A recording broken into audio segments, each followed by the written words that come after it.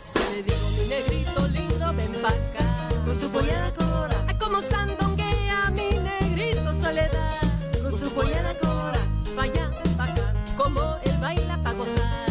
Con su pollera colora, como se amaña con su pollera que cae.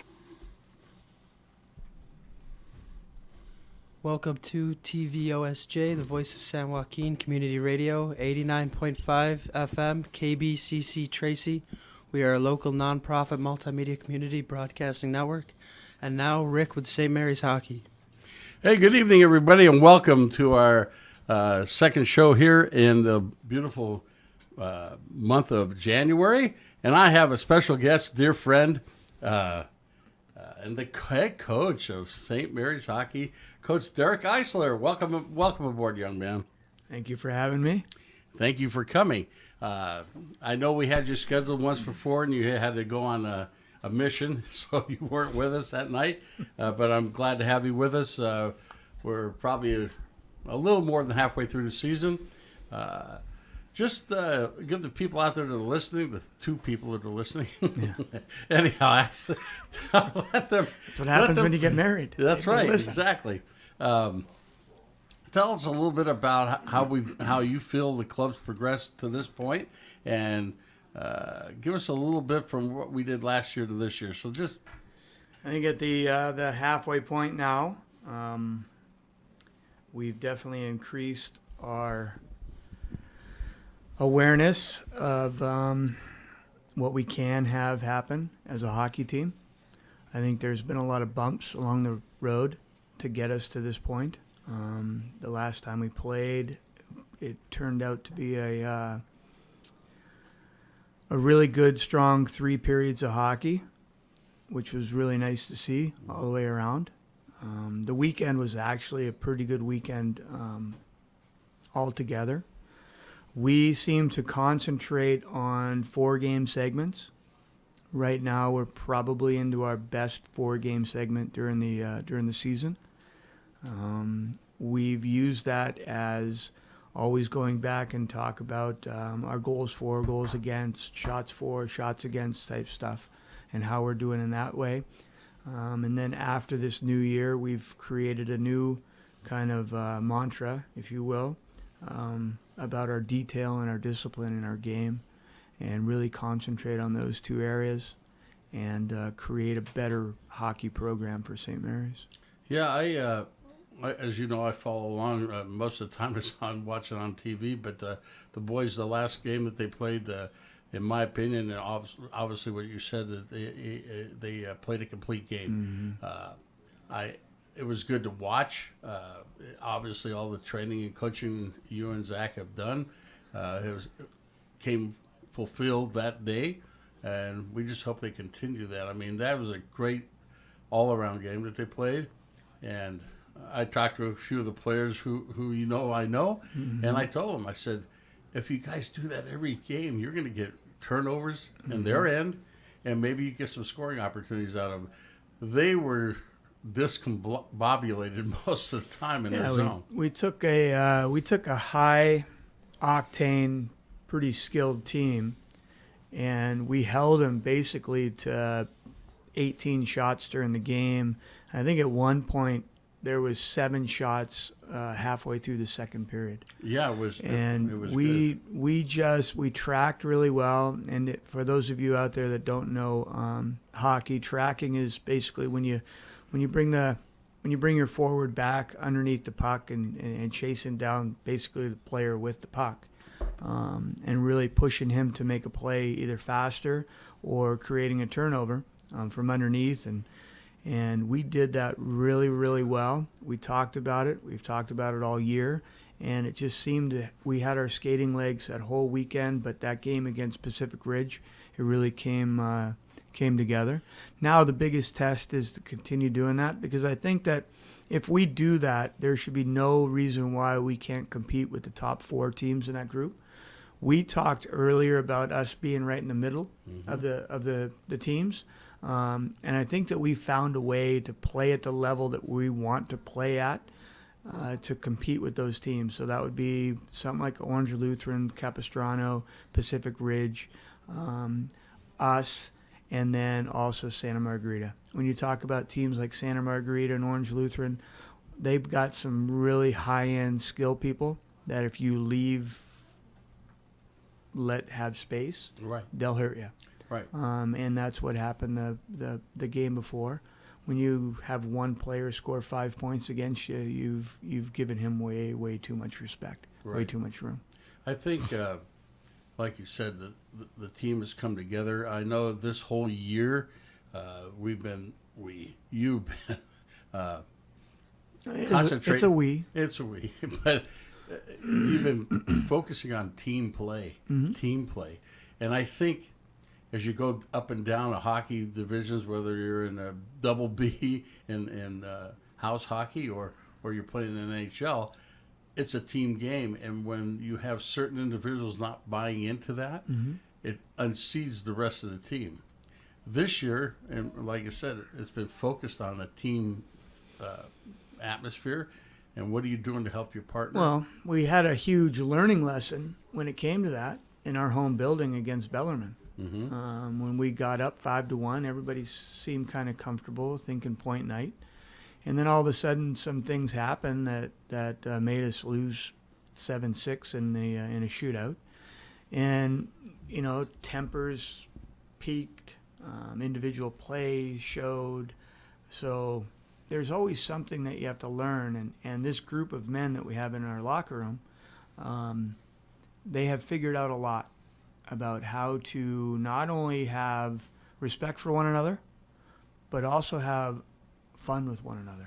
Right. Like there's that fine line between joking around and being serious. And I think this group has finally figured out what it is that they can do to challenge themselves to be good. Because you are going to have those guys that are going to be more ice time guys. You're going to have those guys who are going to be more point guys. But every single player should be able to track a puck. Every single player should be able to forecheck. Every single player should be able to do something. And that's what we want to have happen. Tell us, you told me the story, and I have forgotten that. You said he played in NHL, and he was the neutral zone guy. I don't know if you remember telling me the story. Everybody knew his name, but he wasn't a scorer. He wasn't really high on defense, but his job was to receive the pass from the defensive zone to make sure it got in the offensive zone. And yeah, see, now I knew. There was a player that we had in San Jose. He's passed away now. Gaetan Duchesne. He spent a lot of time in the National League. Played with Minnesota. Played with us in San Jose.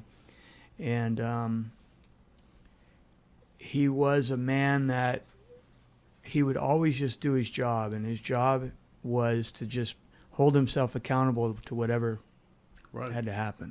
If a puck needed to get out, he got the puck out. If you needed someone to be the first guy on the forecheck, he was the first guy on the forecheck. If you needed somebody to create a good opportunity for someone, he played with Ulf Dahlin. He created something for him. And every single time that it just spurred, and that's a professional athlete, every time you think about that, you can translate that to the players that you have also on your roster, that there's something that you can be doing all the time. You're not going to score every single shift. Absolutely not. But you can possess the puck every shift. You can be smart with the puck every shift. You can go and do whatever it is that you're going to do fast every single shift. Very rarely do players get an opportunity to play the complete game, because they always think, well, I'm a goal scorer. I'm this. Well, you know what? At the next level, if you're a goal scorer at this level, they have you already at the next level. Right. So you've got to work your way into the lineup first, and then you got to stay on that team long enough for you to be their goal scorer. They have you already. Right. So you've got to you got to fit in. Where you've got to have fit to. in. Right. Exactly. And I think the young men that we have most of them have figured it out. We've had a couple. We're not going to mention names, or I won't. That were more of a me player. That I think have now bought into the team game. And I think that's from your coaching aspect, beating it into their heads. But I mean, they're listening, they're buying into your system. And I've been around you a lot of years, and when we first start out, we play competition that we're not up to snuff with, and that's my recollection of how you coach. And so you get them out there and challenge them, and they realize, well, I'm not as good as I think I am, because, and then through the years or through the months, you get them around the other corner that they figure the game out. So my hat's tipped to you for doing that. I mean, look, folks out there, you got to realize these guys are 14, 15, 16-year-old guys. Now, if you have any of those kids that don't play hockey in your house, you understand that they're hard to control because they know everything. So for you taking the patience and the time to get them to figure it out, I mean, we have a kid in this room that I think you finally affected, and I think he would say it himself if we allow him to talk, but we're probably not going to do that. What you do is, my coaching philosophy has always been to put pressure on players and put pressure on people, so the people around them can hold each other accountable. They know that it's going to come from me also, it's the accountability.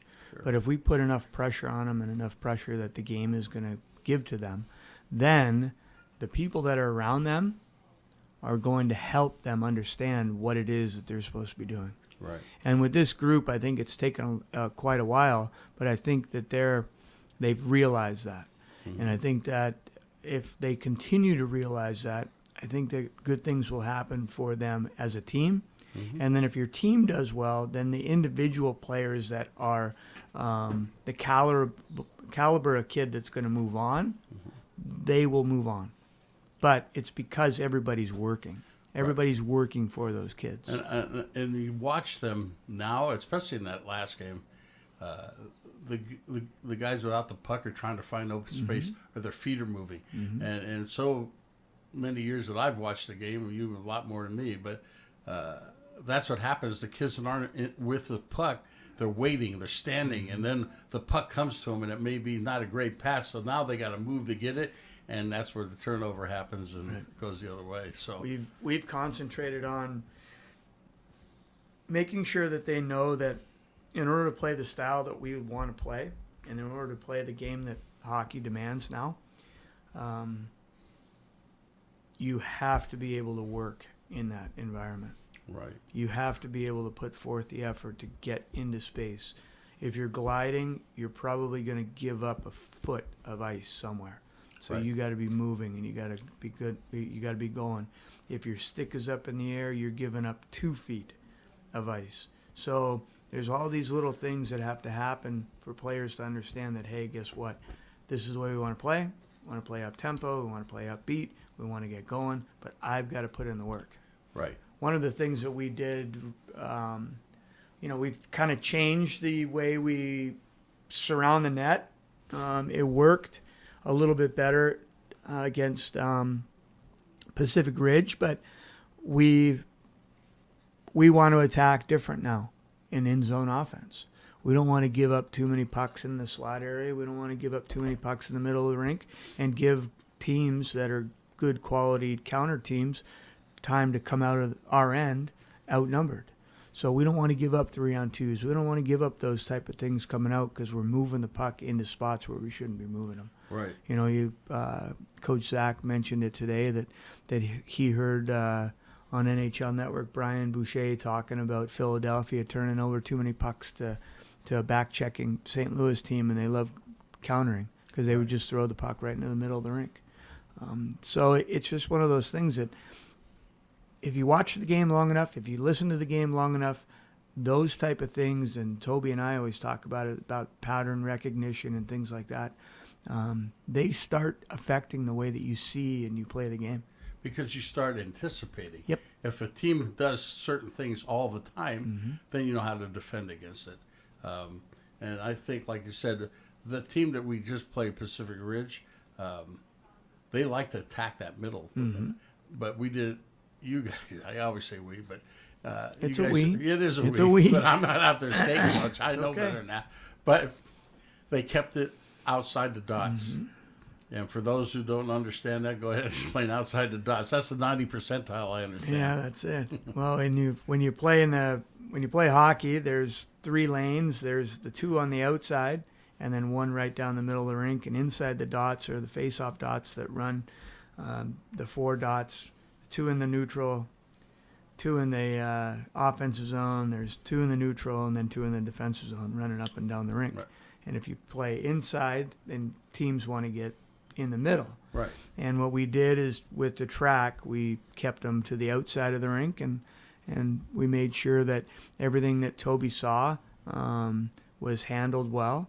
And when there was a time later in the second and early in the third when we knew Pacific Ridge was going to make a push, they got a little end zone offense on us, and Toby was fresh. Mm-hmm. And he made some really key stops and held us to the 1-0 at that time. Right. I mean, if you talk about the game, you have to talk about both goaltenders and playing. I mean, it was 1-0 all the way up until about the probably 2-minute mark of the third period left when Itai scored the goal.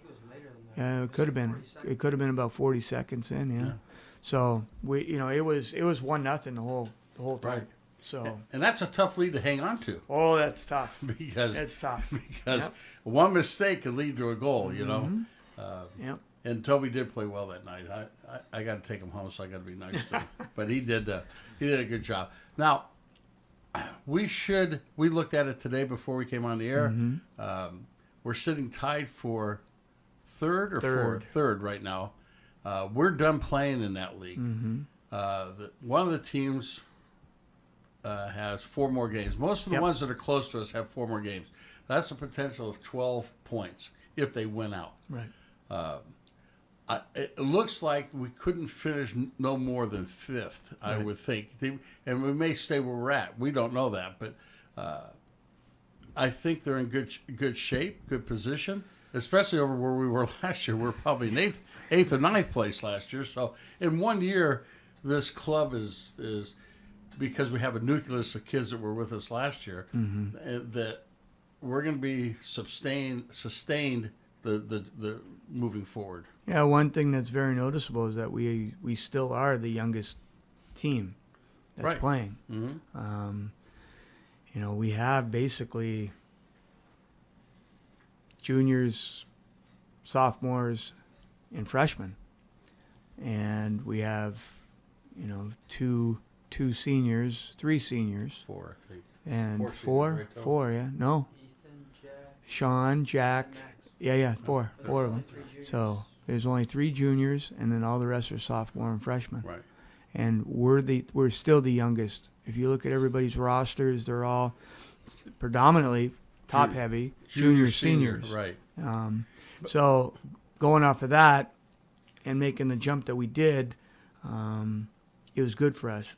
But we can't get complacent with what we've done, not. for sure, because in the second year, people want to, you're not going to sneak up on anybody. Right. That's what we learned in San Jose when we made the run the first year in the playoffs. We're not going to sneak up on teams. Right. So I think going into the playoff, I think that whoever we get, if we end up 4th, we're going to play 9th place. If we end up 5th, we play 8th place. Whoever we get, we have to make sure we challenge ourselves to get that first playoff win for the club, for the program. That would be really good. Yeah, I think moving forward to, we just had a talk this week with the AD and so forth. We're building this team right. I think we're moving in the right direction. We got more interest in our clubs, as you well know. You get more emails than I do. And I think the program's going to be successful. We have, like I said, at some point, I know our hope is that we have another team. Most of those teams, Santa Margarita, Orange Lutheran, you help me out, I think they have 2 teams. So that's a big plus for them because, well, the secondary team is not up to speed with the top team, but they're nurturing those kids. So they're usually top heavy because they take those kids from the lower division team to the top team when they move out their seniors. Right. So they're always going to be juniors and seniors. Yes. And we're building that way. Our nucleus right now is 04s, 05s. Yes. And then we'll get to 06s next year. there won't be O's anymore. No. We'll get into the 1-1s and all that stuff. And But I think, like I said, this program is going to be solid. And now we're moving back, getting out of the Duck League.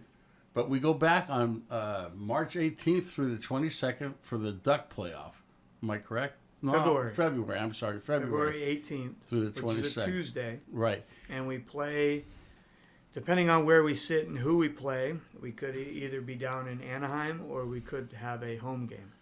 Oh, okay. So if it's another Northern California team, which would mean Bellarmine or Tahoe, we would host them in Oak Park for the first ever playoff game here. Wow, that'd be something. Yeah, and then the winner of that would have to bust down the following night and play on Wednesday at Great Park down in Anaheim. Wow. So yeah, it's a testament to the players to put us in that position to possibly get the first home game. Now It'll be good. explain to the people listening about. Okay, we talked about the Duck playoffs. That's what we just talked about. Now there's a thing called Caja States. Tell us the difference and how that works. Sometimes so when you play the Anaheim Duck League, it's all California teams, and you play dual games. So some are Anaheim Duck and Caja games. You have to play everybody at least 2 times. What we do is we play them 2 times anyways in the Duck League. Right. So to make it easy, teams say, okay, let's make this one a Caja game. I see. Which, right or wrong, it gives you, whatever. So this year, what it's done, it's put us in a position to possibly get into a state tournament. So Caja does host a high school Division I state tournament, and it'll be down in Riverside on February 29th. It'll start, and we're sitting pretty good right now to get into the state tournament. So again, good for the young men that are in the locker room to put us in that position. We don't know if we're going to be staying with the Caja thing or just not.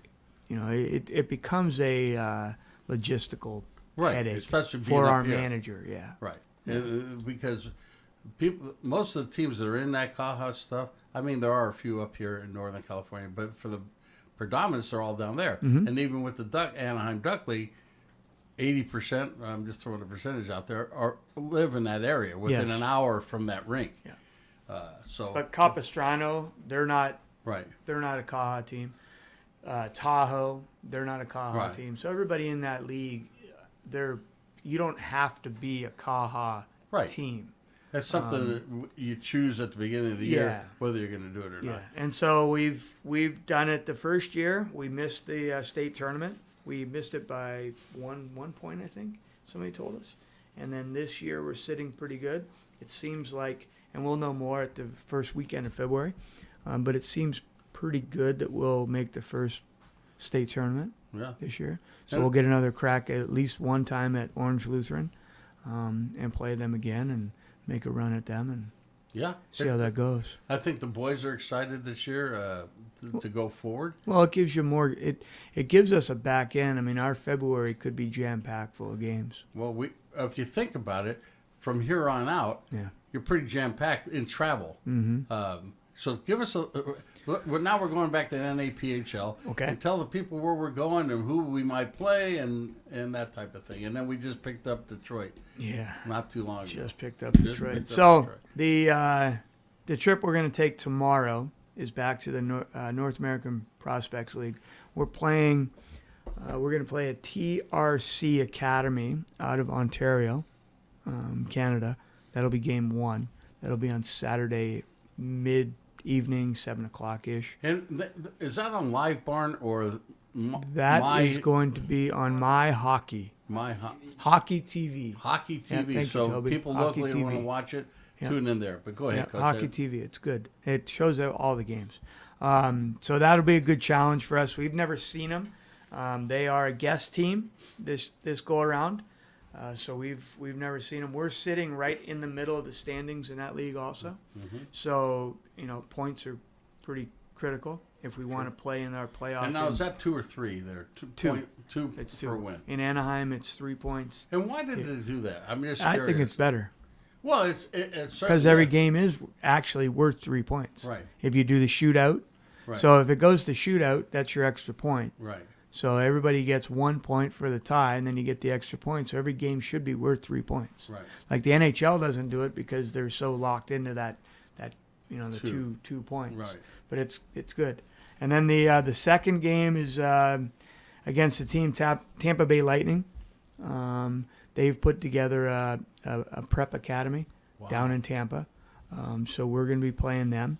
I think they're probably going to be a little bit better this second time around. It's kind of like we were the first time around when we went. We get pushed around pretty good, and then the second weekend we were better. We knew how to play a little bit more the way that the games back there were supposed to be played, and so I think they'll be a little bit better.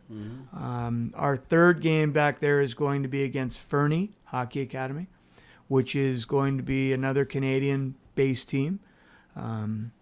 Fernie had they had a decent first weekend, and then after that, they had the last game is IHA Florida, which is a duplicate team that we're playing. Oh. So we finished up with them last time. We lost 4-1. Hopefully we make another run at them. Now with that weekend, we play 4 there. Then we come back. We'll practice for 2 weeks. Then we go on and play Fountain Valley Academy Showcase up in Colorado Springs at the end of January. Fountain Valley is a very, very good hockey team. They put together a good program. We're going to be seeing the Tigers up there, Colorado Springs Tigers up there. We'll see their 18s and 16s. Colorado Rampage at all? No. We're trying to put together a Rampage weekend. Yeah. Then we'll come back home, and then we'll leave President's Weekend and we will go to Detroit, and that'll either be our playoff for the prep league, which would be good to get into. Oh, boy. Yeah, and then come home, and then we have Anaheim Duck playoff, then we have the state tournament, and then we have Las Vegas, a Faith Lutheran. Well, hang on. Come here. Let me stop you right there. Now, how did that come about that this team in Las Vegas heard about St. Mary's?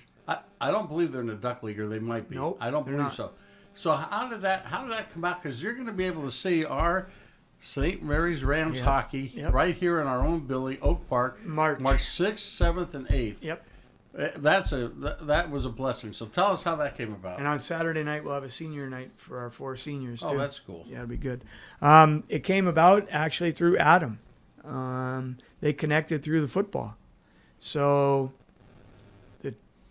somewhere along the lines, somebody was talking about St. Mary's football, and then their AD reached out to our AD, which is Adam, and they started talking, and then they said, well, we have hockey.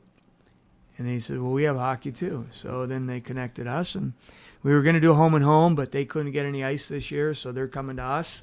Next year we'll do a home and home where they'll come here, and then we'll go back down there. Well, that'll be fun. Yeah, it'll be good. It'll be a good time. And also, while we're on the subject, March 8th, we have a golf tournament. Yes, we do. We are sponsoring a golf tournament for the Rams hockey. Part of the proceeds are going to go to cancer, one being my friend next to me for prostate cancer, the other one for my grandson who has Ewing sarcoma. So come out and join us. We're going to have a great time. You'll get to meet all the players and the coaching staff. They will be there. Coach is going to play, I think. I'll play it. Wait, what's your bogey? We'll get into that. What's your handicap, kid? But anyhow, My handicap. Yeah, it's high, 45. My right arm. My whole swing. Yeah, my whole swing. Anyhow, getting back to hockey. So that's through March 8th we've covered. Now, where are we going from there? Then after that, we've got invited to participate in a prep invitational through the North American Prospects League. They'll have a national tournament for their NA3 at the same rink, and then they'll have a lot of 16, 18, and North American League teams there. So it's good for our kids to get back there and play. So yeah, it'll be in Chicago. Chicago, okay. Yeah, it'll be in Chicago. So it'll be good for them. There'll be a lot of people that they can play for, and that'll help them out. And we did miss one game. January 25th, we're playing over at the Shark Tank there in San Jose against Bellarmine. We're playing in a cancer game. Oh, cool. Yeah. So we got invited this year to play in it. And So that was January 20th. January 25th, which was. You know what? I'm off that weekend. Oh, well, come on over. I'll have to shantay over there and see the You boys. be a driver. I'll be a driver. not a diamond ring, though. But yeah, that's another story. So we got a full packed rest of the season. Yes. I mean, you figured it out the other day. I think it's 20 more games. I mean, these boys will have played pretty close, depending on how they go into We'll get about 50. That's what I was just going to say. 50, depending on how many games we play in each playoff scenario. So I think that's up. We probably did 35 last year, maybe somewhere in that vicinity. Yeah, we did right about 40 last year, and then so we added a significant amount. You know, one playoff game with the Anaheim Duck League, and then you added the 4. With the Anaheim Duck League, you got to win to keep going. Right. So you can add more games as you're going. And then we're trying to work out with Colorado Rampage for us to come up sometime in March, probably 13 or 14 weekend after we play Faith Lutheran here. We're trying to work out the detail of us getting up there, but it would be really good to get 3 or 4 games up there again. Good people up there. Yeah, I got they're to great meet them people. here a couple of years ago. They're good organization, good group of people. So Yeah. it's always good to, as you know better than I, you have multitude of people you can call and make games. I will tell a quick story. I probably told this last year on the show, but I went to one NAPHL thing in Minnesota, Blaine, Minnesota, at the Schwann Super Rink. Schwann Super Rink. Schwann Super Rink. They didn't deliver any food, but that's another story. So I get there, and Coach Zach and I are wandering around the facilities, and HC facilities are very big, and the Pied Piper of hockey was Mr. Eisler. So everybody's coming up to us. They don't want to talk to us. Where's Eisler? Where's Eisler? I don't know. He's here somewhere. He'll be wandering around. But if one person came up, 10 people came up. I mean, you are, I am humbled by. Yes. It is. It's pretty humbling when you, number one, you get to stay in the game long enough to have friends like we have, and then also to continue to build the relationships that we have with the people that we know. Yeah. Like, driving over here, Toby just says, one thing, and then it's like, okay, well, let's text him. Yeah. And then you do the same thing with a college coach. Frank Serratori at Air Force. A couple of people on our team are interested in Air Force, and you just pick up your phone and shoot a text or email, and you get something back. And that's kind of special. It's nice that God's gifted us the ability to do this for as long as we have, and at the level that we have. For a while, we weren't quite at this level, and it wasn't frustrating, but we knew that something was going to happen. Yeah. And with you and Jim Bruce talking about St. Mary's, it falls right in the line, and we do have goals and aspirations to continue, possibly climbing up a coaching ladder at some point again, but we got plenty of work to do here. A lot of work left to do. Stockton's a good town. Yeah. And Stockton has to, they need things like this to where it's we draw people here. Yes. We need to have those teams coming in here. We want to grow that Faith Lutheran weekend into having our own little invitational tournament here too, to get some hotel nights for the hotels, and we want to be a viable piece of the community here in Stockton. Yeah, and it's going that way. No question about it. From last year to this year, and we've had. I'm going to throw a number out there. I think I'm close. 15 young men visit the campus for future years in front of us, whether it be next year or the year after. I know on Wednesday mornings you bring out people that aspire maybe to come here and be able to practice with the team. And I've talked to a lot of those parents because I'm there at the rink with you. And it's pretty interesting how, the whole thing's evolving. And the more that we play and the better we play and they see the fruits of your labor, I think this thing's going to take off. I mean, I listened to all the TV down in Anaheim, right? And so that's all they talk about, where this team has come, and rightfully so. Yeah, last year the wheels would they said it in one of the games, the wheels would come off in the third period, but there was reasons for that.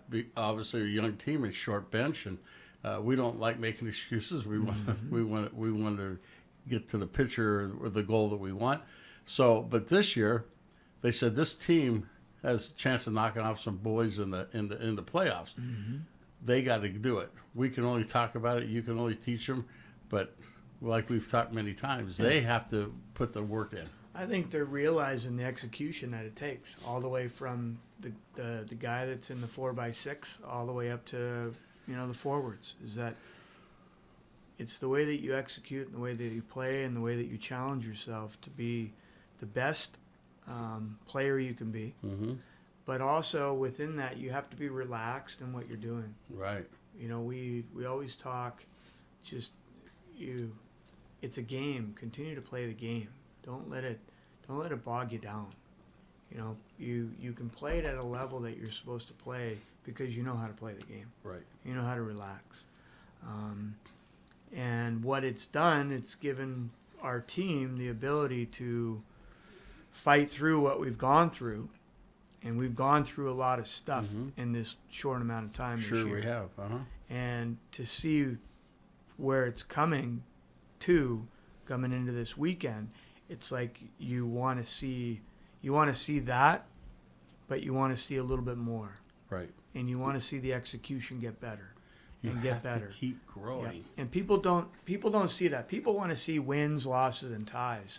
And I think that it's good for people to come and sit with you and Mr. Hayes in the morning, and Wednesday morning, and sit and talk about the hockey that goes on. That the little incremental things that are getting better and better are more important than the big picture winning and losing. Right. Right? Because it's my job, and it's everybody other coach's job to get these kids ready for the next level, whatever that might be. Right. We've got some kids that are going to graduate from here, and they could just very well go and play ACHA club hockey, right? Go to college, go play ACHA. That's fine. You've got what you've got out of St. Mary's. There's some of them that will go and play at the Division III level after they play junior. Right. There's some that might just go play Division I hockey after junior. So everybody's on a track, and it's our ability to hopefully pull stuff out of them to make them realize that. And and that's something we'll talk here real quick about. I being a novice compared to you in the hockey world, I went to Arizona with Anthony last year to be part of their camp, and their coach. You help me out with his name because I know Mike Field. No, the head coach, but Greg Powers. Greg Powers was speaking, and he said, "Now this is how naive I am in the hockey world." He says he had some of his team there, and he said, "Well, this young man is his first year. He's a redshirt freshman." And I'm thinking, redshirt freshman. He says, "Yeah. When we asked him to come to here, he wasn't ready to play at this level, so we sent him to a junior team for a year or two, whatever it was, and he worked his way on here. And he says he's our leading assist guy or whatever it was that he said." And I thought, wow, that's interesting because as a novice again, some junior leagues prohibit you from going to college. Am I correct? Yeah, the Western Hockey League, the Ontario League, and the Quebec League. So tell me what the difference, or tell them, and I'll learn as well, but tell us the difference between if a college signs you, a D1 college or D3 or whatever it might be, and then they say, we want you to go to this junior club. Well, in hockey, we're blessed with the ability to have our players develop for another 2 years from 18 to 20. So when some of our seniors graduate from here, they can go and play junior hockey. In the U.S., there's Tier 1 junior hockey, and one league is the USHL. And then you have the North American Hockey League that is right underneath it. That's considered Tier 2. Is that the one we play in back east? Yes. Okay. So we're connected with the North American Hockey League. So most of our kids will be scouted, be recruited by teams in that league. Last year we had probably 5 players go to a camp. Mm-hmm. So that was a good thing. So you have those main leagues. Alex Gano went out and played in the Eastern Hockey League. That would be considered something like a Tier 2. Okay. Then you start getting into the USPHL, which is Tier 3 hockey. It used to be in long time ago Junior B hockey, but it's now Junior A. So most of the scholarships are coming out of the USHL, coming out of the North American Hockey League, and other junior leagues, prep school, and then high school. The USHL, most scholarships are coming out later on. So now NCAA's changed the rule that they can go back to the junior and senior recruiting. Before it was young kids signing. So now the USHL is going to get scholarships. You get a lot of scholarships coming in. North American League's doing a great job of getting scholarships going out of the league. And then, if you're so lucky to get one coming out of high school, then get one coming out of high school. On top of that, you have the pro type of junior leagues, which is the Western Hockey League. So for every Californian that wants to go play major junior hockey, the league that they can play in is the Western Hockey League. You would have to write a letter or move out of state to go play in the other ones, the Ontario League or the Quebec League.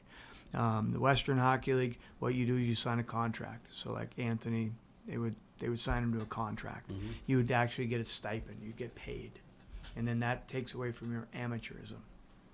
So that you won't get a scholarship to go to college over there. That's right. What you do is you would get a stipend to play hockey, and then you would get college money from the Western Hockey League team that pays for your education, but it's not a college scholarship to go play. I gotcha. So someone, maybe up in Portland, they go to Portland State, Right. something like that. Now for our kids coming here to St. Mary's, a few of them want to go try Major Junior and see what Major Junior is all about, But for most of our players, they'll probably play junior hockey and decide 19, 20 years of age what they want to do, which is up to their families, number one. Right. Sure. And then me as a hockey coach to put them in the right spot to watch them grow. It's fun to be around it. You guys have created a great atmosphere there, and scholastics is a big part. I want to touch on that a little bit. Huge. In fact, that same gentleman that was at Arizona said to have a D1 school, if they don't look at anything below 3.7, I believe, for big scholarships. I'm sure they do. If the guy was just like a Wayne Gretzky type. Not very intelligent. I'm not saying he wasn't, but the scholastic end might be a little lower. Then they may put him on a junior team till he gets there. Yeah, some college coaches now even don't get those markers anymore. They don't get those people in the admissions saying, we'll push this kid through because he's a good hockey player. Right. They want kids with good grades. Right. That's how. That's a testament to our development of our game, how USA Hockey has kind of set it up to where the development of the kids, the players that play this game, the young men that play this game, and the junior age kids that play this game, they're getting so much better that what now transpires is that if you can beat a kid out academically, you're going to get that spot. Right. But you can't be a dope and be a 3.2 or a 2.9 and think that you're going to come in and play at some school where somebody's going to come in with a 3.6, 3.7, 3.8, 4.3, whatever, and open up, all 61 schools. Right. Frank Serratori said it perfect when the kids took a tour. He said, you have to do well in school because you want to open up 75 to 80% of the schools that have college scholarships. Right. You don't want to be a dope and only go 35, 25% of the schools that can give you a scholarship. You want to be academically strong and physically fit and well as a hockey player, knowing that you have now 80% of the schools that play Division I college hockey. You have the ability to get into there just by grades alone. Wow. Now you got to make sure you're going to be a good hockey player. Right. Right. Then on top of that, you look at Division III schools. Some Division III schools out east are academically strong, just like Harvard. Mm-mm. So now all of a sudden, if you're academically strong, now you can play Division III college hockey. Right.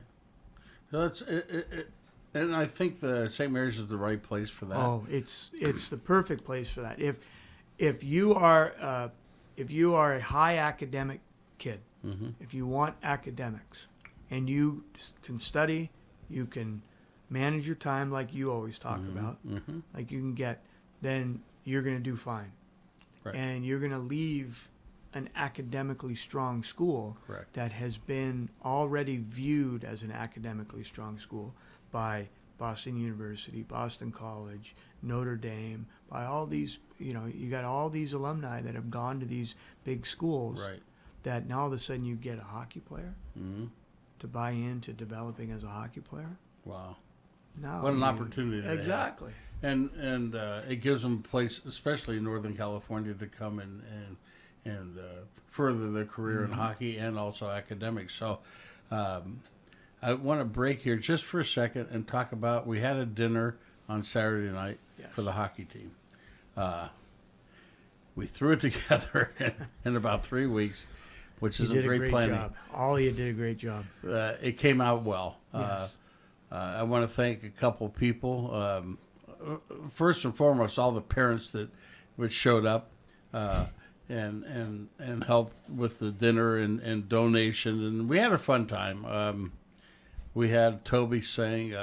What was the song, Toby? Sweet Caroline. Sweet Caroline with the whole team. I would have gone on for longer, but Sar knocked all the balls down. Way to go, Sar. Sar, you knocked the balls down. You can't But take anyhow, these we had really a anywhere. reverse raffle. Three people split $5,000, which is great. One of them was our school president, Mr. Jim Brusa. Jim Brusa.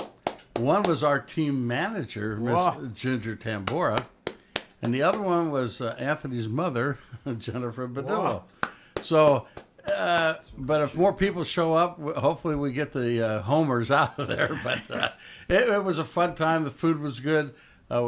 We had a silent auction. I want to thank Mike Bird personally because he and Shannon, he got gifts so that we get to do a silent auction. I want to thank the guy I work for, John Chase, who put his jet up again, which was a big hit. And I want to thank the guy that bid on it for 2 years in a row, Mike Robinson, who owns Nothing Bunt here in the Lincoln Center. He's been a big contributor to our hockey program. He's kind of a hockey guy. He is a hockey guy. And I thank him. I personally got to meet with him last Wednesday night. And it was a great time that we had. He's got a great establishment there. So people, if you're out looking for something sweet, that's a good place to go. The guy runs a good business, and guess what? Almost all these kids are either late in high school or college. I think he told me he had 21 employees. Yeah. So he keeps it local, and the people you go in there, even though they're young human beings, they're good people. Mm-hmm. I mean, they make you feel comfortable there. They do a great job. So I did you a little infomercial, Mike. Just remember that. But anyhow, I want to thank you for doing what you do for the program. I know he probably doesn't want this out, but I'm going to say it anyhow. He helped one of our young men with tuition money. Yes. And we, from the bottom of my heart, I appreciate it. I know Greatly Coach does, appreciated. So there are people out here, like Coach said before, Stockton's a good place. We get a lot of bad publicity, some of it rightly so, some of it not. let's face it, good news doesn't travel well. It's the bad news that does. So we try to keep a positive life on it. So going forward, back to hockey, we got a lot of work ahead of us. Yes, we do. This young man is working as an engineer with us tonight on the board, keeping us alive, and your faces out there. The teams come to fruition that they are a team and they can beat anybody. A couple of them told me, and that's good that they think this way. We possibly can go 4-0 this weekend. So it's good that they see that. Before they were saying last year was like, if we could get one, we had a thing. So we've come a long way for them, and you've done a great job getting their mindset that yes, we can beat anybody we play if we play the proper game. It's okay to have that as long as you execute well and as long as you play well. You have to, it all comes down to execution and playing. Absolutely. The way that our detail and the way that our discipline is that we want to have happen. We don't want Toby or whoever is in our net to get worn out. You know, we always talk about playing 17 minutes. We talk about, Toby and I always talk in the van about, hey, guess what? There's another 3 minutes for you to play. When you're really playing hockey, you're playing 20-minute periods. Right. So, there's a lot of work that goes into it, a lot of execution that goes into it. And it's good to have that where you want to go 4-0, but it's execution and getting it done. Right. And I think we did this last year. We had a lot of off-ice training. This year, 98% of them are busting their butt on the dry land because I think they've understood if you're strong and you have the stamina, you can work hard. Last year, I think it was the first year for everybody, and let's face it, we did a little dry land at the Colts part, but they were young men at that point, or young boys, and so they didn't take it seriously, maybe is the right word I'm trying to come up with. And these guys go out there and they're pushing each other, doing little challenges with each other and so forth. And I think you can see the improvement in their game. Yeah, it's good to be competitive all the time. It's good to be competitive out on the dry land. It's good to be competitive in practice. It's good to be competitive in a game. Like we mentioned in practice today, we were doing a tracking drill and some young man, came up short with a guy coming across the middle. And it's like, guess what? If he's going to do that, it's just like a game. You got to give him a lick. Right. You have to. And that's competing in practice. That's playing well. That's competing in dry land. We're going to add some more elements to our dry land, which is going to make for better stuff. So it's going to be good.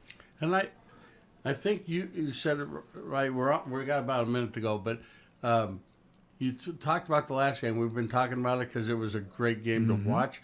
But I guess you put the edict out prior to the game. A certain player on their team likes to come in the middle. And you said something. You were talking to a coach of another team in the coach's room, and you told them, you don't have to play goon hockey, but it's okay to play physical. And just tell that quick story. Go ahead. So during the conversation, we talked about what that team wanted to do against us, and we told the players, like, the biggest thing right now when you finish checks or do things like that, that's supposed to be taken out. You can't say the word finish check, but you can say punch the puck away and go through people. And so what happened is that we would talk, and then I said, okay, punch the puck away and go right through somebody coming across the middle of the rink. And Anthony, he came through and he punched the puck away and threw him. hit with such a force that it popped the player's helmet off, and he got called 2 minutes. But that said player that loved to come across the middle never, ever came across the middle again that whole game. And the other player that loved to come across the middle that we spoke about never entered the middle of the ice. And he never got hit. Never. Because he never even tried it. But you set the tone, you establish your position, you establish your ice, and you take ice away, people aren't going to go there. Right. They won't. And and that's twofold because they're trying to change hockey to all skill. They want to take the physicality of, if that's the right word, as much out of the game as you can. Mm-hmm. But it's okay to play with a little physicality. And you said it right. It's okay. Punch the puck. You have to make an attempt to the puck. And then if there's a contact after that, that's okay. They're going to let that go. Obviously, you can't have contact to the head or that type of thing. But it was But you well got to play done. by the new rules. And Right. that's what we want out of the kids, to play by the new rule. But you should be able to play a little physical also. Right. There's nothing wrong with that. You got to invest the time to finish off your plays. Right. And if you invest, you're going to make a hit. Any last words, Coach? No, thank you all for listening. I know this Absolutely. show is just keep rolling right along. I know the players love being on here. Some of them don't talk so much, but some do. Yeah. You know, it's very special to have this ability for them because it gets them used to doing some stuff that they may do later on. Right. Answer questions, talk, interviews, things like that. So this is a huge blessing to Yes, it this is. program And we- of having you doing this. So it's really good. Thank you. Thank you. But we got to thank the Voice of San Joaquin because they Yes. allow us to come on Yes. here and do this twice a month. They allow Roy and I to do a show for Chase Chevrolet on the other Wednesdays. So it's a fun group. These people work for literally no money here, which we both know how that is. Yeah, we do. We want to thank them for their efforts and what they put on. We want to thank everybody that tunes in every other week to listen to us. We try to give you up-to-date information, and it's nice to get Coach in here once or twice a season. He's very busy. He's got he's still with the Colts organization, so he's got a lot on his plate. And I'm getting a wrap. They're giving me with a hard wrap. So we will see you on the 30th, and I have a special guest for that. I think Kendra Clark's going to be part of our show. She's with ASM. ASM now. ASM. It used to be whatever. SMG. SMG. Thank you, Yeah. Coach. Somebody else here works for them, but we won't get into that tonight. So she's going to be on talking about a bunch of stuff that's going to happen at Oak Park this summer. So stay tuned to that show. It's going to be fun. She was with us last year. Great person to have on the show. And I'm going to say goodnight to everybody. Here's the final goodbye. Keep your skates on the ice and reach for your dreams. Good night, everybody. Good night.